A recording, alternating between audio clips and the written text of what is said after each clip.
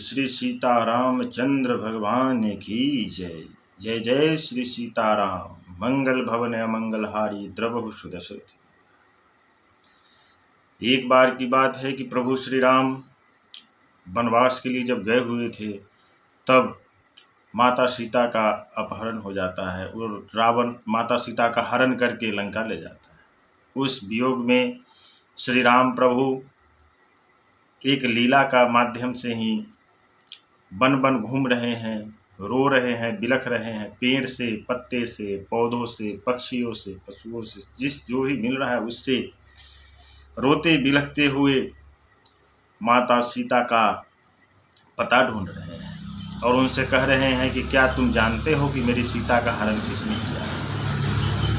माँ प्रभु बिलख बिलख करके माता सीता के वियोग में रो रहे हैं और वहाँ पर वन में पत्तों से, पौधों से ये चीज पूछते जा रहे। ये चीज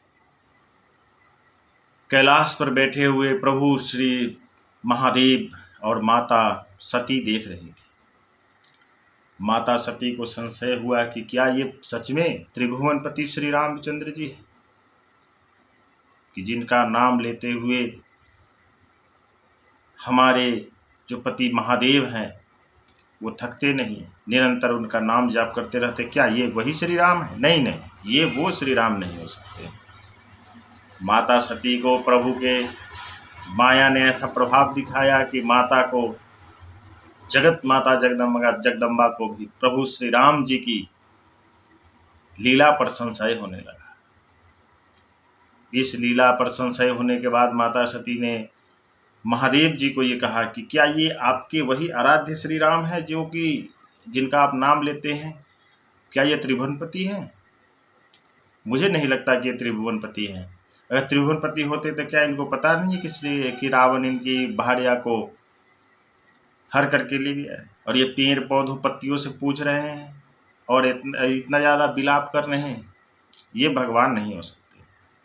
महादेव मुस्कुराते हैं, कहते हैं कि देवी, प्रभु जो लीला कर रहे हैं, प्रभु को लीला वो करने दो, तुम उनके लीला पर किंचित मात्र भी शक नहीं करो।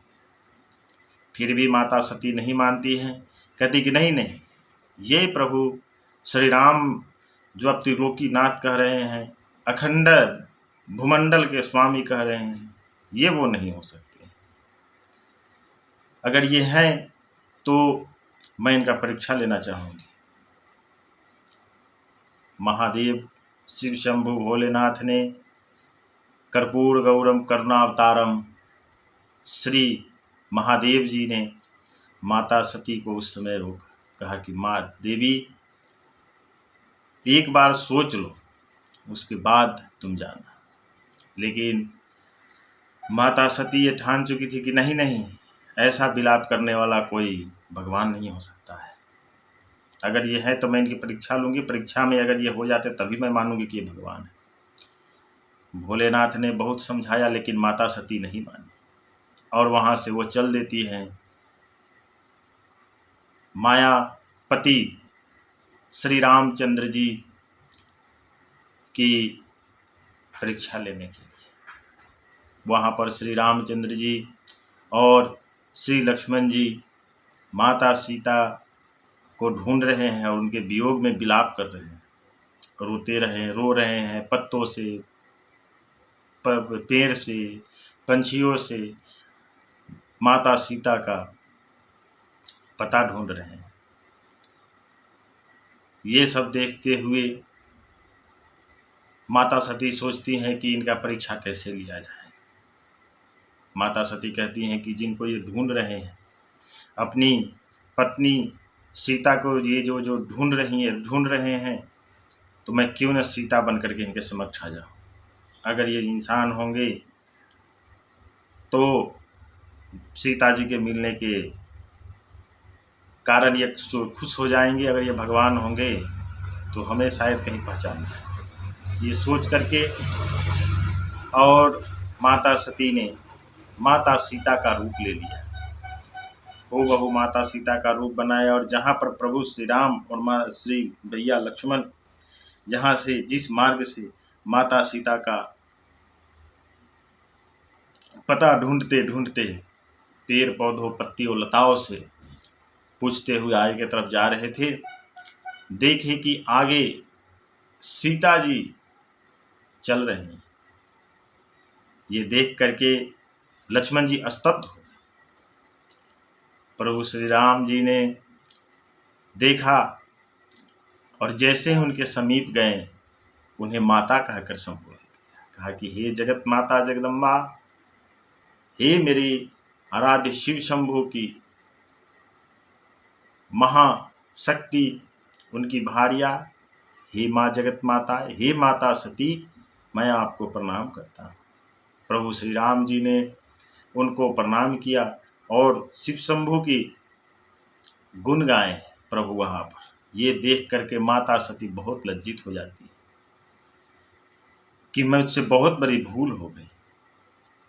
जब उनको अपना भूल का आभास होता है और उनको जब ये होता है कि मैंने बहुत बड़ी भूल कर दी है, तब प्रभु श्री रामचंद्र जब अपना विराट रूप माता सती को दिखाते हैं, जिसमें करोड़ों करोड़ पृथ्वी सूर्य समाये हुए हैं। न जाने कितने पृथ्वी पर कितने जगह पर श्री राम लीला चल रही है। कहीं राम जन्म चल रहा है, कहीं रावण मरण चल रहा है, कहीं सीता हरण चल रहा है। प्रभु की लीला है, प्रभु ये दिखा रहे हैं।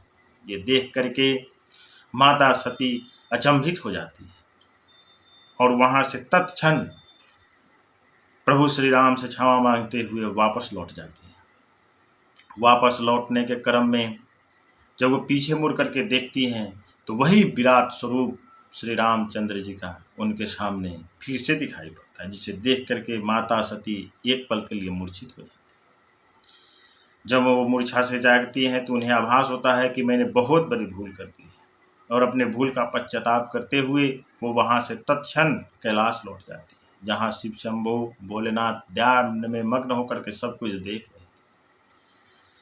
जैसे ही माता सती कैलाश पहुँचती हैं, कैलाश पहुँचने के बाद प्रभु महादेव पूछते हैं कि क्या आपने परीक्षा ले ली।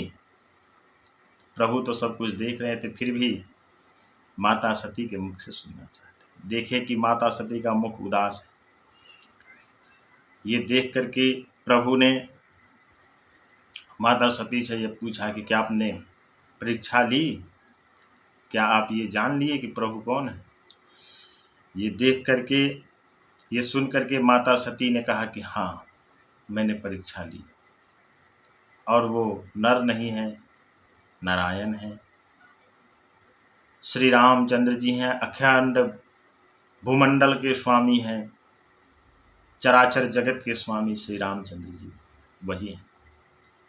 प्रभु तो जानते थे कि माता ने किस रूप में प्रभु का परीक्षा लिया है, लेकिन प्रभु फिर भी जानना चाहते हैं। कहें कि आपने कैसे परीक्षा ली।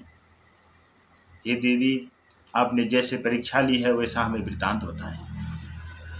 माता सती सकुचित होते हुए, सकुचाते हुए प्रभु से कहते हैं कि हे प्रभु, हमसे बड़ी भूल हो। मैंने सीता जी का रूप लेकर के और प्रभु से परीक्षा लेने की सोची, और जैसे ही मैं सीता का रूप लेकर के उनके आगे आगे चलने लगा तो वहीं पर प्रभु हमें पहचान गए और हमें माता कहकर